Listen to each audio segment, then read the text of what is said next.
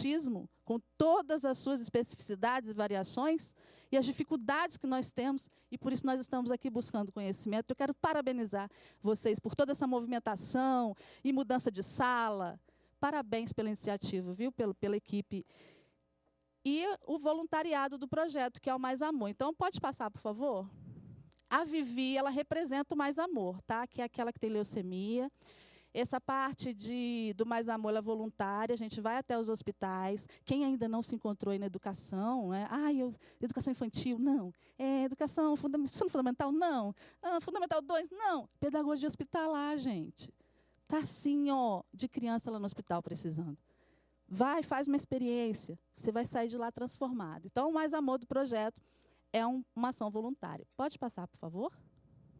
Então, tem algumas fotos, pode passar. Essas são algumas crianças que a gente tem trabalhado. Pode passar. Para nós do Projeto 9, não importa qual a deficiência. A gente nem gosta muito de usar, né? Porque deficiente todos nós somos, né? Se você não é eficiente em algo, você é deficiente, não é mesmo? Mas sim a eficiência do amor. E é assim que a gente quer chegar lá, junto com vocês. Pode passar. Que a sua atenção não esteja apenas voltada em saber a quantidade de cromossomos, e sim em como somos. Porque muitas vezes, verdade, né, gente? Muitas vezes nós nos preocupamos, sim, é importante o conhecimento, isso está na nossa bagagem, né? Nós estamos lotados de teoria, não é assim? A prática, somar isso tudo. Mas se a gente não tiver esse olhar único, como foi falado aqui, de 1 para 1, né, o individual, cada um é um na turminha do 9, cada um é um na sua turma. Então, eu vou apresentar para vocês, pode passar, por favor, a Natália, gente. A Natália é a personagem autista do Projeto 9. E a história da Natália, cada um, na verdade, tem a sua música. E a história da Natália é a única entre todas que é a música cantada. Então, assim, a história dela é cantada. E eu quero convidar vocês como a Natália. Ela é autista e também artista. Quantos artistas autistas nós não temos, não é? Como eles gostam de cores. Por isso que o nome é Natália e as Cores. Então, convido vocês para conhecer a história da Natália. Quero agradecer a presença do Jefferson, que está lá atrás, escondidinho, muito tempo, esperando ali com o teclado. Está funcionando? Tá? Legal aí? Então, nós vamos estar apresentando para vocês. Pode passar, por favor? O nome da música é Céu Azul. Vocês sabem por quê, né? Claro. Vocês podem perguntar, mas por que a capa não é azul? Porque a gente está trabalhando cores. E como a menina, é mais raro, né, que a menina seja autista, em estatística, a gente quis mudar a cor apenas por isso. Só para mudar, já que ela é uma menina. Então, Céu Azul, para vocês, a história da Natália. A letra está aí, tá? Só passando. Obrigada.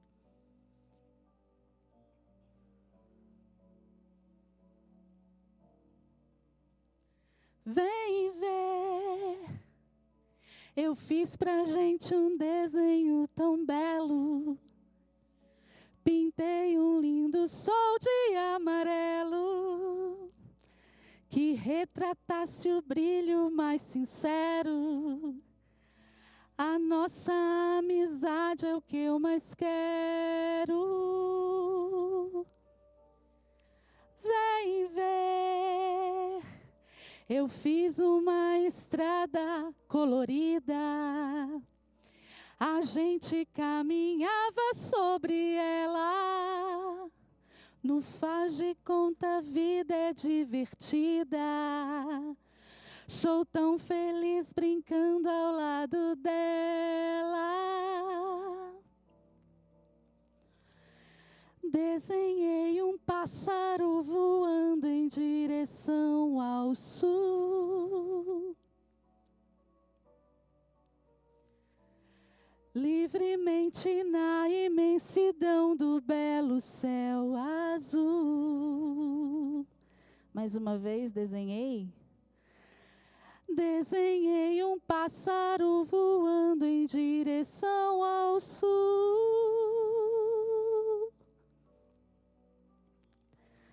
Livremente na imensidão do belo céu azul. As tintas dizem tudo que eu nem sempre sei dizer. Assim me comunico você. A nossa união surgiu de um jeito especial, e isso é tudo que eu preciso ter. Vem ver, vem ver, vem ver.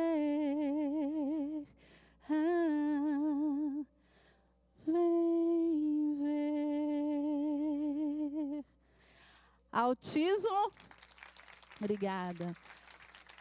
Autismo versus otimismo igual a capacidade. Eu consigo, acredite.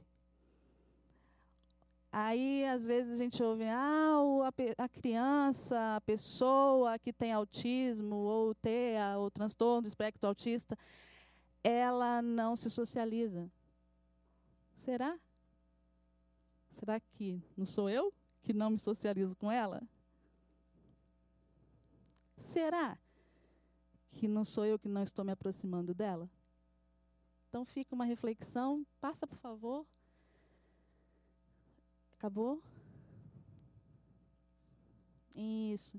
Então, nós queremos dizer que a nossa vontade é sim, que um autista leia. Claro, que ele seja alfabetizado. Nós estamos com um autista com dislexia também, né, associada, e que ele está aprendendo a ler através dos dinossauros. Ele é apaixonado, gente, por dinossauros. E se eu não partir do ponto de que ele gosta, do que ele tem interesse, como jogos e tantas outras coisas, é mais difícil chegar lá, não é? E o Projeto 9, ele veio... Por que os bonecos? Você pode estar perguntando, mas a criança ela se aproxima mais quando tem um brinquedo. Não é? Eu estou hospedada na casa de amigos, e eu achei interessante, porque a menina pegou a boneca e colocou para dormir no quarto dela, e de madrugada cobriu a cega, a Teté, e começou a tatear pela casa, dizendo, eu estou tentando ver como a Teté vive. Então, isso aproxima, e é por isso que eles foram feitos com tanto carinho. Obrigada, viu, pela atenção, obrigada pelo convite.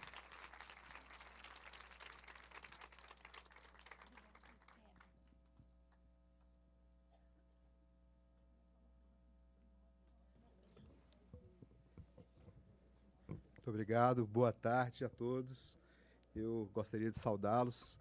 E eu sou Fernando Cota, diretor-presidente nacional do Movimento Orgulho Autista Brasil, e gostaria muito de parabenizar esta apresentação belíssima, não é? E a todos que estão aqui furtando seus tempos, seus horários de trabalho, lazer, estudo, de estarem com a família para poder prestigiar e conhecer um pouco mais sobre esse quebra-cabeças do autismo, né? Eu gostaria de convidar também para sentarem-se à mesa comigo aqui o senhor Newton Salvador.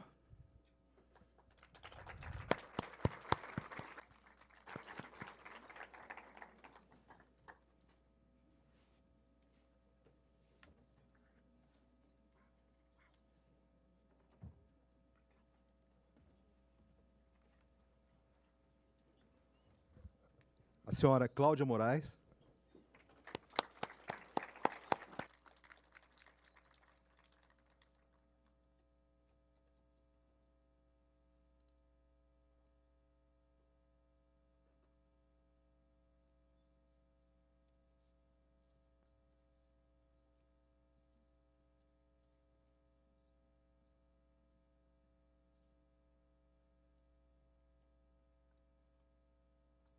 O senhor Ronaldo Cruz.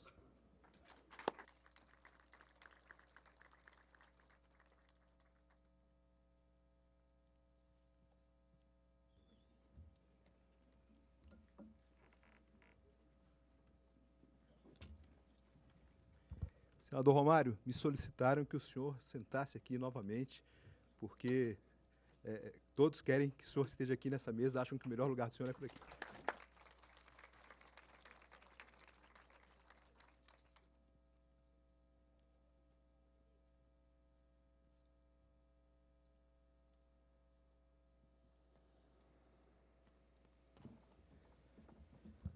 Muito bem. O Movimento Orgulho Autista Brasil completa 10 anos no dia 18 de junho, não é, no Dia Mundial do Autismo. E para já comemorar essa data, celebrar, não é, a vitória com as pessoas com autismo, que buscamos e que lutamos em todos os dias, nós solicitamos e fomos muito bem recepcionados pelo gabinete do senador Romário para que um evento, uma audiência pública fosse realizada. E foi realizado um evento maior, não é, este seminário, que nós temos a oportunidade de participar agora. E eu queria antes fazer rápidos agradecimentos, né, primeiro meu Fernandinho, meu filhão de 17 anos, que está lá em casa, que me permite estar aqui, minha família, Adriana, Marcos, que foram aqueles. Eu sou inspetor da Polícia Rodoviária Federal, né, sou especialista em inteligência, tive que me voltar para essa área por causa desse meu filhão querido, né, que é autista severo e com certeza está em casa torcendo por todos nós. A Mariana Caminha, da Embaixada do Reino Unido, estava aqui agora há pouco, está tarefadíssima, mas é uma grande parceira, não é, que também participou ativamente. Ao gabinete do senador Romário, na pessoa da senhora Lone, o senhor Wester, o Júnior, o Eluzai, que foram aqueles que trabalharam intensamente nos bastidores para que esse evento pudesse acontecer. Né, aos diretores, conselheiros do Movimento Orgulho Autista Brasil, que lotam esse auditório, não é? E associados também do movimento, as coordenadoras do Desabafo Autista e Asperger, enfim, as mãezinhas, pais, professores que eu vejo aqui, não é? E conheço de outras associações, não é? A deputada Mara Gabrilli, nossa relatora da lei dos autistas no Congresso Nacional, a Lei Berenice Piana, né? A vereadora Soraya Balheiro, que está aqui conosco também. Muito obrigado. E a todas as mães e pais. Senador Romário, eu soube que tem mais 3 salas grandes aí que estão cheias, somente de pais, terapeutas, professores, e que estão aqui prestigiando esse evento e aproveitando muito bem essa oportunidade de novos conhecimentos. Muito bem, mas sem mais demora, eu gostaria de convidar o senhor Newton Salvador, que é pai do autista Eros Daniel, articulista em jornais, sites e listas de discussão, escritor de vários livros sobre a temática do autismo e vencedor do 2º Prêmio Orgulho Autista de 2006 e 2007, na categoria Livro Destaque, e vai falar hoje sobre o tema O Autismo Não Espera um Olhar Diferente, mas uma maneira diferente no olhar. Por favor. Newton, só antes me permita, por favor, convidar a diretora jurídica do Movimento Orgulho Autista Brasil, a senhora Lívia Magalhães, para que venha aqui, simbolicamente, vai fazer a entrega ao senador Romário da primeira camisa, histórica camisa, as camisas retrô hoje estão muito em voga, primeira camisa do Movimento Orgulho Autista Brasil, que foi utilizada há 10 anos atrás, senador, quando começou o movimento. Por favor.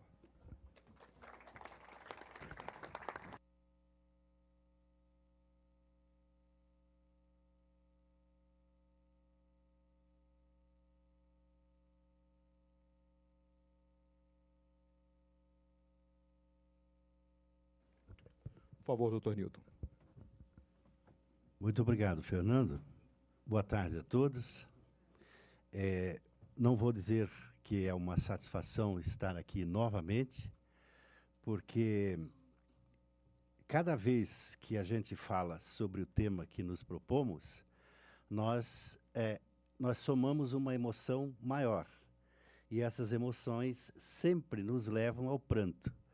Pai de autista, mãe de autista, eles são especialistas em choro, né? Coincidentemente, hoje é o Dia Nacional do Choro. Não sei quem que inventou, mas está nos calendários, né? E eu não vou chorar hoje, prometo para vocês que não vou chorar. Embora já tenha publicado 7 livros com o tema autístico, eu gostaria de deixar claro que nenhum deles é acadêmico, nenhum deles é de uma especialidade científica. É da especialidade das experiências de pais de autistas, tão somente. Essa é a minha missão, há 40 anos trabalhando em prol do autismo. E hoje estamos chegando a ocasiões como essa, em que o autismo está cada vez mais se aproximando das pessoas. E antes ele não estava distante, ele era invisível. Eu gostaria também de agradecer ao embaixador Alex Salles pela coragem de se desnudar ao falar do seu filho aqui na tribuna do Senado, onde muito nos tocou, muito nos emocionou. A reitora Dee Roberts e ao diretor do British Council por tudo que nos proporcionaram. Para falar sobre a cultura do autismo, que não espera um olhar diferente, mas uma maneira diferente no olhar, um dos desafios para a cultura em relação à síndrome, se não o maior, ocorreu-me o memorável dia 18 de dezembro de 2007, quando as Nações Unidas declararam o dia 2 de abril, Dia Mundial da Conscientização do Autismo. Para os pais de autistas e familiares, professores, auxiliares, cuidadores, especialistas e técnicos na síndrome, e todos os interessados nesse assunto, a celebração que se intensifica a cada ano desde então, aumenta a cultura que reconhece mundialmente o autismo como uma complexidade humana, mais de 70 anos depois da sua descrição, que ainda é especulativa.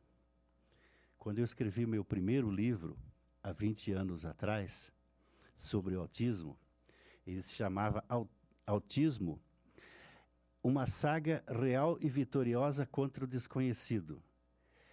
Coincidentemente, eu citava naquele livro a discriminação e o preconceito em todo o mundo em relação à síndrome, porque autismo é igual em todo canto, em todo lugar, em todo país do mundo.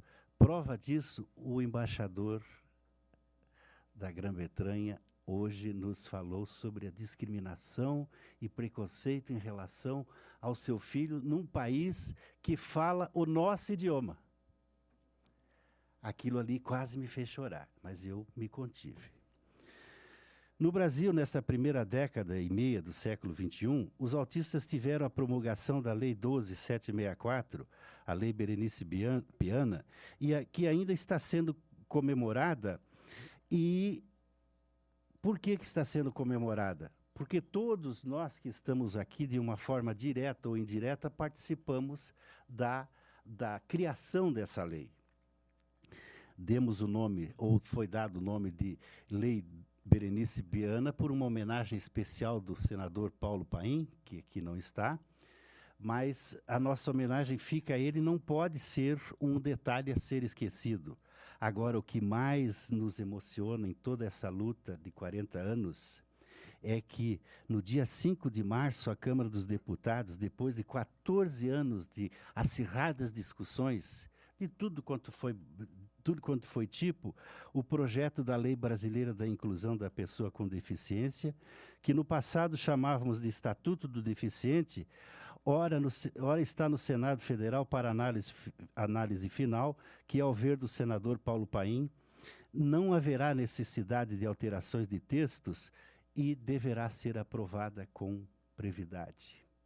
Isso se trata de um marco legal.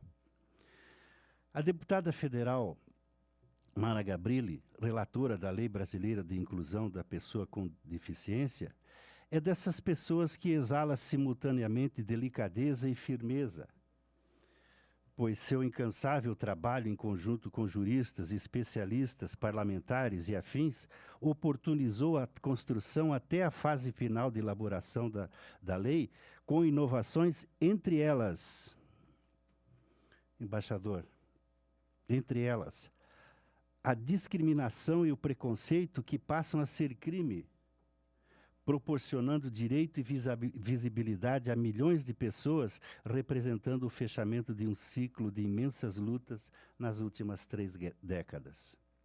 O acervo do autismo, desde sua descrição em 1943, com miríades de enfrentamentos, subsiste em condições difíceis, se defendendo de predadores que não se preocupam com o desenvolvimento de alguma forma de conhecimento, para evitar a necessidade de reinvenção constante daquilo que já se sabia, aprimorando conhecimentos de uma a outra geração e de iniciativas para tratamento.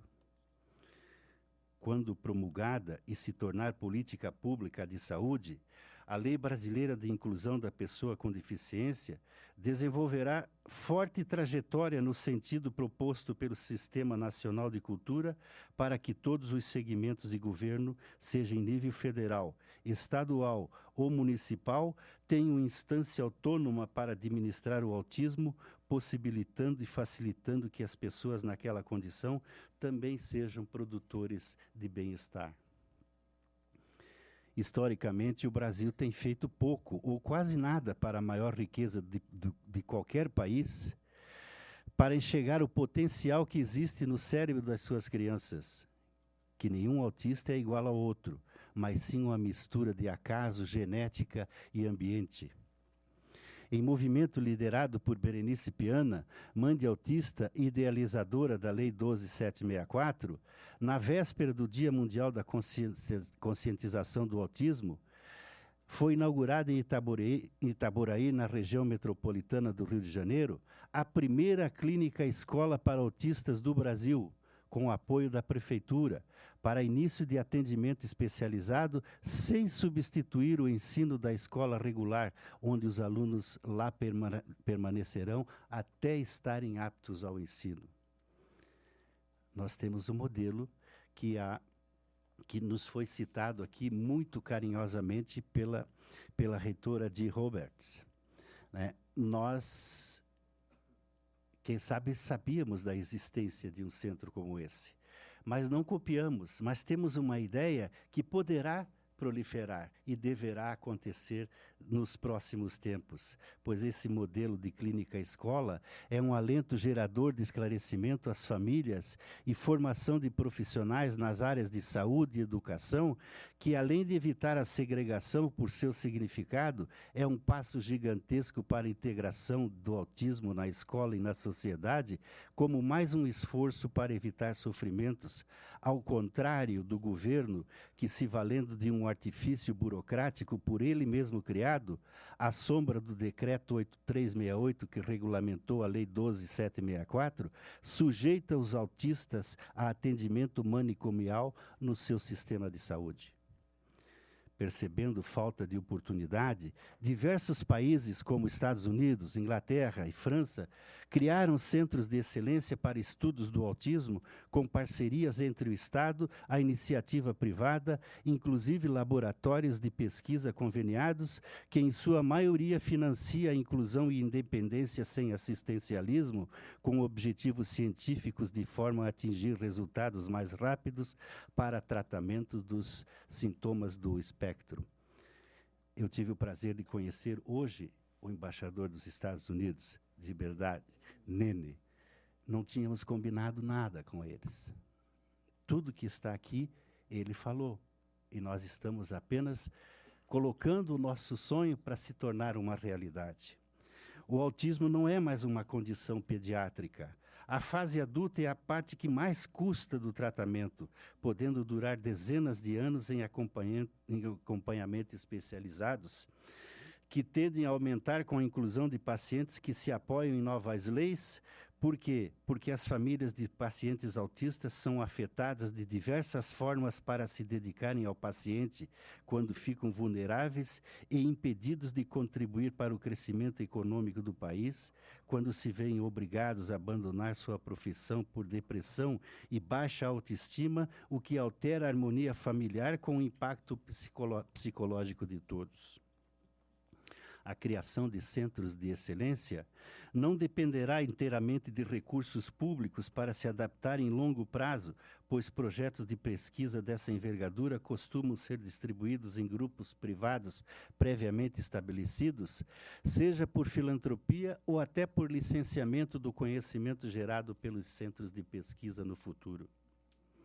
O projeto de criação de centros de excelência para estudos do autismo no Brasil Já foi discutido em nível de família, cientistas, profissionais de saúde, empresários e com o maior número possível de pessoas interessadas, tendo em vista uma comunidade pró-autista forte, mas com força política considerada fraca, chegou à sua versão final, que está no Ministério da Saúde desde 2011, para avaliação, onde não há respostas ou justificativas por que não o faz.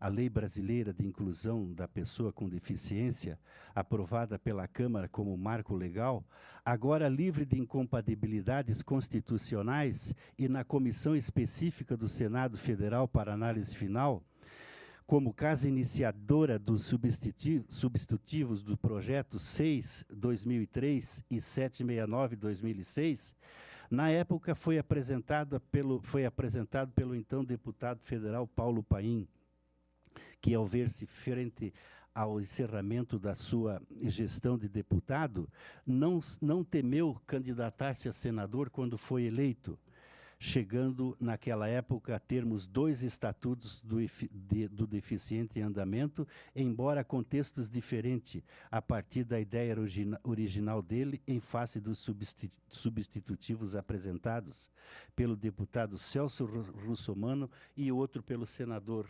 Flávio Arnes.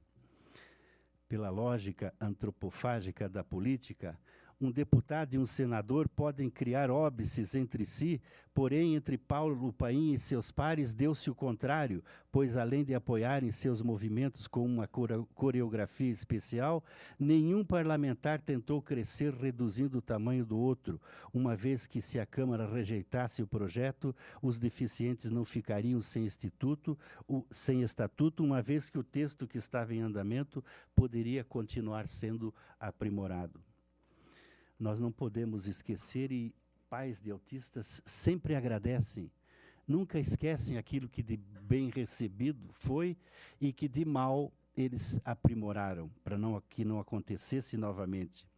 Nas discussões do passado, tivemos Arthur Virgílio, senador, que nos ensinou a recusar o estereótipo de que autista é deficiente, como se houvesse suficiência do lado de cá e houvesse deficiência do lado de lá. Quem está afeto ao autismo não consegue compreender a diferenciação que se faz. E o Arthur Virgílio nos ensinou isso. Igualmente, devemos render homenagens às senadoras Rosalba Ciarline e Ana Rita, às deputadas Rosinha da Adefal, Mara Gabrilli, aos senadores Heráclito Fortes, Romeu Tuma, Flávio Arnes, Sérgio Zambiase, Mozarildo Cavalcante, Wellington Dias, hoje governador do Piauí, que ainda nas celebrações de 2014, como pai de autista, presidiu as cerimônias do seu Dia Mundial, e outros que direta e indiretamente e anonimamente ajudaram os autistas a chegar ao estágio em que estão, com um pouco de visibilidade que ainda merece muito mais. Os autistas já foram deficientes, excepcionais, portadores de deficiência, portadores de necessidades especiais e etc. Só passaram a ser pessoas com deficiência a partir da promulgação da Convenção sobre os Direitos das Pessoas com Deficiência, com status de emenda constitucional em 2008, embora não cesse o preconceito e a estigmatização que ainda existe. O senador Renan Calheiros, como presidente do Senado Federal naquela época, atendendo ao apelo dos pais, pediu aos congressistas o devido cuidado ao expressarem o termo autista e autismo como mau uso da palavra.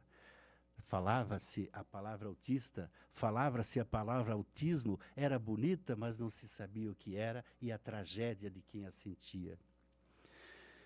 Conhecidos por não desistirem nunca, os pais de autistas começaram a uma luta inconteste de artigos publicados, palestras, seminários, simpósios, pontificando audiências públicas e comissões sobre autismo no Brasil, em todos os níveis de comunicação possíveis, até que em março de 2010, a Lei 12.764 foi protocolada pelo senador Paulo Paim, que então resultou na sua promulgação, na sua sanção e na sua promulgação pela Presidência da República, a quem devemos a nossa gratidão.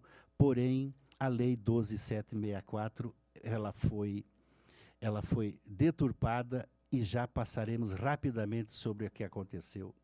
Em nossa cultura de gratidão em relação ao autismo, também chega a doutora Eugênia Augusta Fávero, procuradora da República e mãe de filho deficiente, e a jornalista Cláudia Werneck, por seu livro Muito Prazer, Eu Existo, ambas por paixão as pessoas com síndrome de Down, que despertaram no Brasil contra o preconceito e a discriminação, esclarecendo que a condição daquelas pessoas não era imposta pela genética, mas sim pela sociedade, inspirando a luta até nossos dias.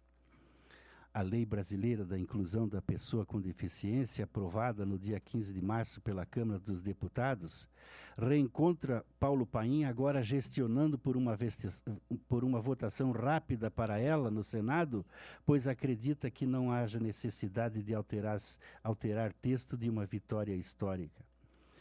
Na cultura do sistema de saúde do governo para tratamento de doenças mentais, não é exagero expressar que nele se prescreve o uso de medicamentos sem observar que o autismo é originário de déficits genéticos ou investigar comorbidades integrantes do seu espectro.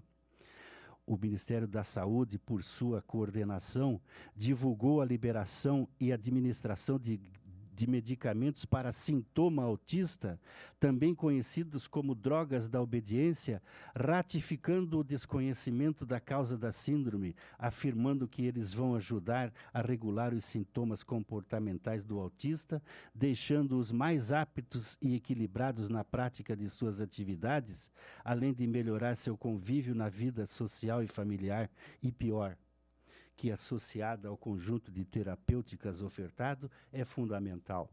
É um ledo engano que o Ministério da Saúde cometeu e prossegue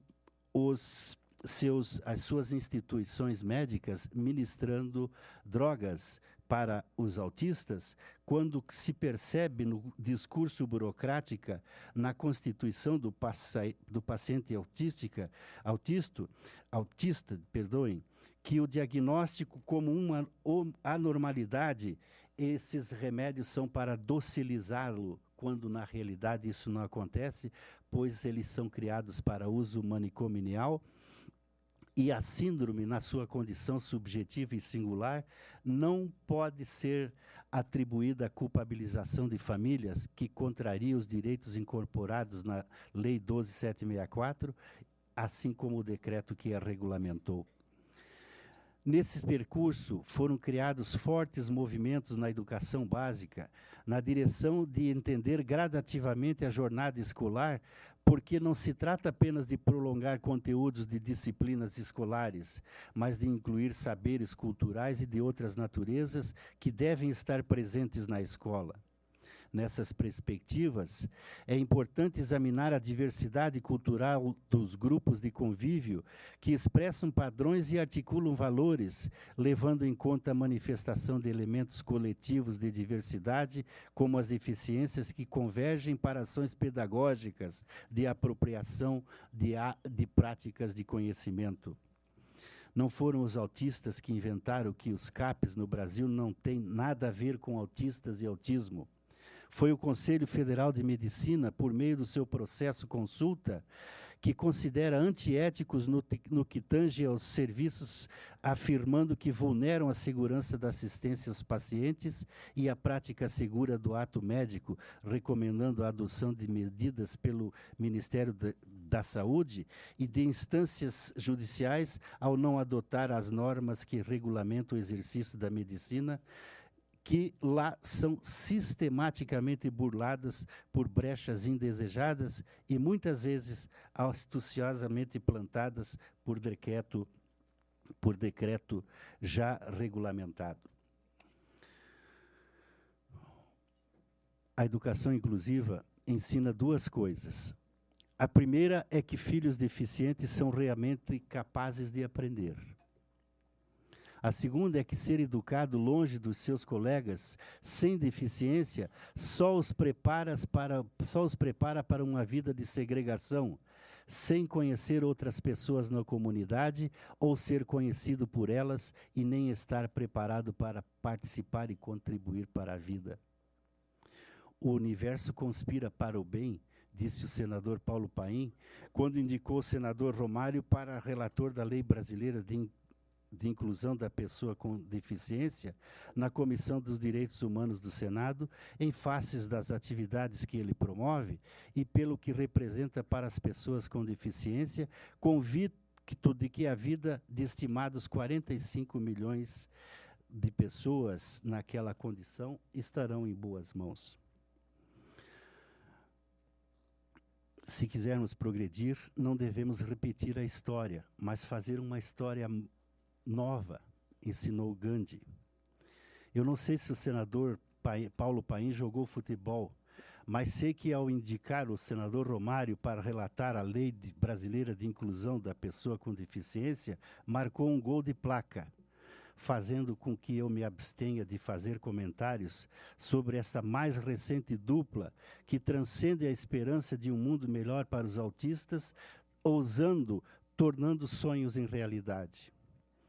Cabe-nos tentar impedir que os nossos filhos sofram mais do que o inevitável, mas às senhoras e aos senhores deputados, aos senhores e às senhoras senadoras, pais de pessoas deficientes ou não, e todos aqueles que estão no seu entorno, cabe precipitar o fato e o direito de vislumbrar para eles um porto seguro, enquanto o governo não faz a sua parte. Eu queria concluir dedicando o meu mais recente livro, editado nos últimos dias de março, quando ainda na editora nós tivemos condição de registrar a aprovação da lei das pessoas com deficiência, relatada pela deputada Mara Gabrilli, e fizemos o registro ainda nesse livro, o que para nós da comunidade autística é a própria história da inclusão do autista nesse mundo. E para tanto, eu quero ter a satisfação de entregar ao senador Romário este livro.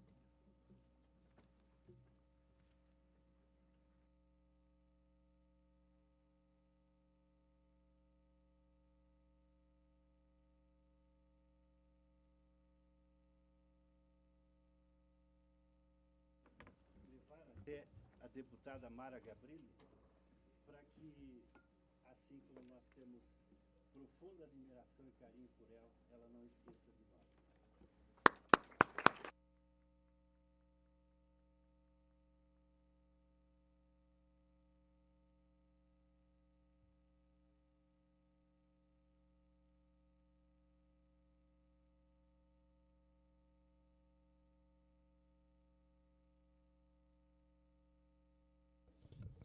Obrigado, Dr. Newton Salvador. Muito obrigado por suas palavras. Fez um retrospecto historicamente e fazendo associação com o momento atual dos autistas brasileiros, né? Agradeço muito. Agradecemos muito aí a participação e lembrando que ainda temos um grande caminho a trilhar. Muito obrigado, Dr. Newton. Historicamente, em todo o mundo, pais, mães, associações de pessoas com autismo, não é que, através da pressão aos poderes públicos, é que tem feito com que as medidas públicas, as políticas públicas para essas pessoas fossem acessíveis. Então, dessa forma, o Movimento Orgulho Autista Brasil tem trabalhado também em todo o país. E estou aqui com a Cláudia Moraes, mãe do autista Gabriel, pedagoga com ênfase no ensino especializado para pessoas com autismo. Atuação destacada na discussão da Lei Federal Berenice Piana e na Lei do Distrito Federal Fernando Cota, coordenador estadual do Movimento Orgulho Autista Brasil no Rio de Janeiro, vai falar sobre o tema educação, a importância do ensino especializado de resultados no Brasil. Antes, porém, eu preciso dar alguns avisos. Após a última fala do senhor Ronaldo Cruz, nós abriremos para 10 minutos para perguntas que serão feitas por escrito, num papel igual este que está em minha mão e que está aqui com a assessoria do senador Romário, a senhora Lone, e com a Mariana Caminha também, que está fazendo a gentileza de distribuir. E após serem respondidas as perguntas, o senador Romário encerrará esta sessão. Antes, porém, a deputada federal Mara Gabrilli, relatora da Lei do Autismo, vai nos falar alguma coisa aqui, não é isso? Por favor.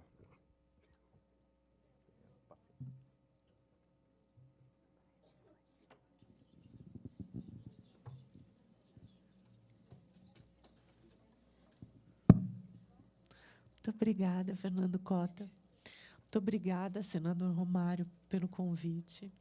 Obrigada a todos, obrigada a Cláudia, obrigada, Newton Salvador. Eu jamais o esquecerei. E eu queria só dizer para vocês que, primeiro, Dai, que eu fiquei muito emocionada com a sua exposição. E eu fiquei imaginando aqui o coração de cada pai, de cada mãe, de cada pessoa com autismo, né, o quanto que a gente almeja, né, que o Brasil chegue numa situação parecida, que os nossos pais, os nossos jovens com autismo possam escolher, né? Escolher como estudar, escolher para onde ir. Então, assim, muito obrigada pela experiência, né? Eu senti até um furor aqui na sala, a hora que você comentou dos 24 milhões que passaram para 21, né? Que a gente, assim, a gente implora para ter né? E a gente sabe que a gente tropicaliza mesmo, né? Porque é a forma de passar de um jeito mais doce tudo isso que a gente vive. E eu me emociono, porque o brasileiro é gigante mesmo. E a gente faz com muito pouco. E eu vejo assim um crescimento muito grande. Então, assim, eu tenho que agradecer, né, as pessoas com deficiência, as pessoas que têm o transtorno do espectro autista, por ter tido a oportunidade de relatar ambas as leis, e assim que foi um aprendizado gigante na minha vida. Eu jamais posso ser a mesma que eu era anteriormente, depois de ter relatado. E dizer assim que é uma pena até que a Martinha não estivesse aqui para te ouvir, porque eu acho que a educação brasileira precisa desse impulsionamento, né, de assistir outros exemplos, né? E a gente sabe o quanto as nossas crianças, os nossos jovens e os nossos adultos têm capacidade, se assim a gente proporcionar o espaço. Eu quero falar aqui agora, não como uma deputada, mas como uma gestora que contrata pessoas com deficiência. E eu tenho todas as deficiências no meu gabinete. E posso dizer para vocês que é um aprendizado geral e que eu me sentiria muito culpada de subtrair de todas as pessoas do meu gabinete a oportunidade de conviverem tanto com o autista que eu contratei, que vem crescendo e nos ensinando, quanto com aquele que tem síndrome de Down, quanto com a cega e quanto com o surdo que está chegando, porque isso é uma concepção de mundo muito mais ampliada para quem convive. Eu acho que é isso que está acontecendo na Câmara Federal, é isso que está acontecendo no cenário, muito por conta do trabalho do senador Romário, do senador Paulo Paim, e dizer que, puxa, se não fossem os pais, os familiares, de nos trazer e nos empoderar para que a gente possa lutar, né, pelos nossos brasileiros, né, não teria qualidade e não seria nada de nós, né, Romário? Então, assim, é um orgulho, né, e um crescimento poder trabalhar para essa área. Então, eu fiquei muito feliz de vir aqui hoje e aprender muito nesse seminário. E quero continuar aprendendo e, quem sabe, daqui a pouco, né, a gente não vá lá para Londres para mostrar nossas experiências.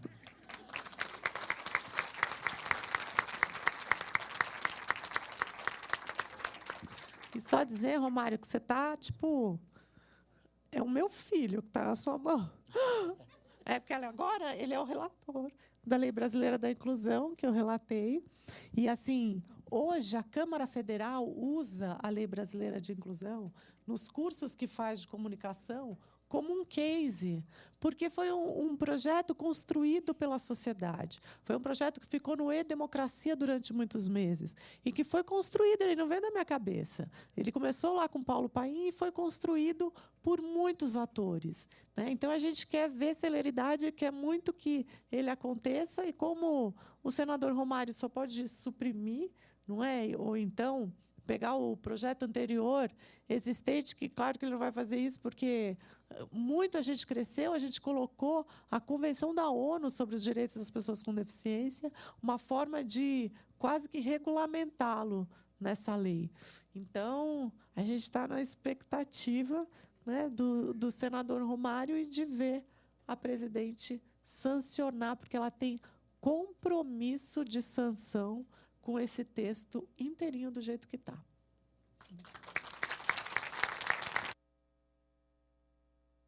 Muito obrigado, deputada Mara Gabrilli, sempre brilhante em suas palavras e que realmente nos deixa muito orgulhosos de trabalhar sempre pelas pessoas com autismo, né, e principalmente nos marcou muito a questão da relatoria da Lei Berenice Piana. Muito obrigado, deputada.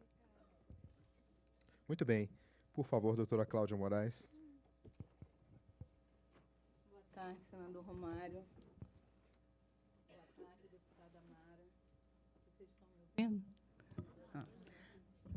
Acho que vai ter que ficar um pouquinho para cima. Boa tarde, vereadora Soraya, que me acompanhou nessa viagem.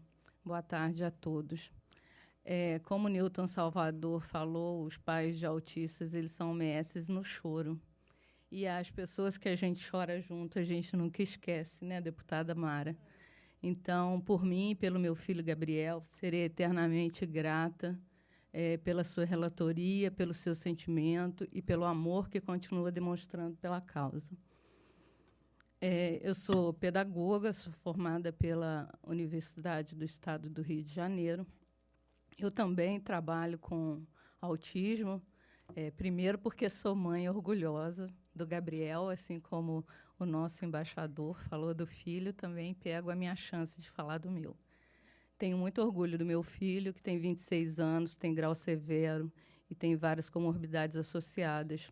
Por ele eu estou aqui hoje, por ele eu me graduei e por ele também trabalho com autismo. Eu trabalho num instituto que se chama Instituto Ninho, e nós fornecemos capacitações a professores e confeccionamos materiais estruturados e pedagógicos, justamente, como disse a nossa amiga professora aqui na frente, não pelo dinheiro, porque trabalhar na educação realmente é muito duro, mas por poder contribuir com esse processo inclusivo.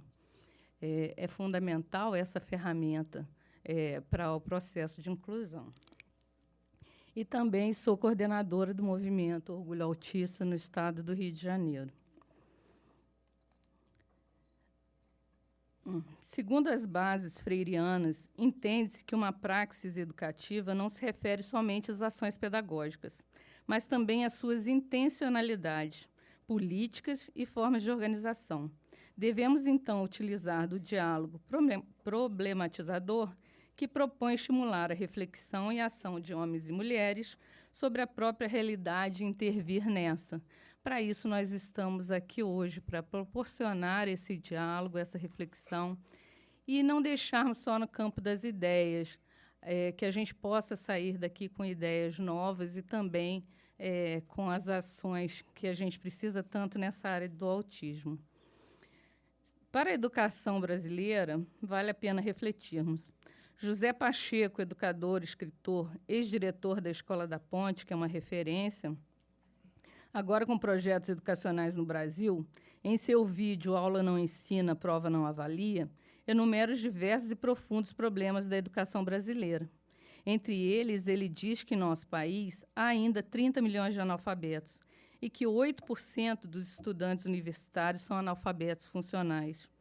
Também diz que o investimento que se faz em educação no Brasil é um desperdício, porque a escola de hoje reproduz um sistema social injusto. Fala também sobre o IDEB, o Índice de Desenvolvimento da Educação Básica, cuja nota 5 nos demonstra que metade dos alunos brasileiros são privados do conhecimento e do ser. E nos alerta ainda que esse índice pode ser ainda menor, porque muitas vezes nas avaliações, como, por exemplo, a Provinha Brasil, os alunos mais difíceis ou com deficiência são dispensados.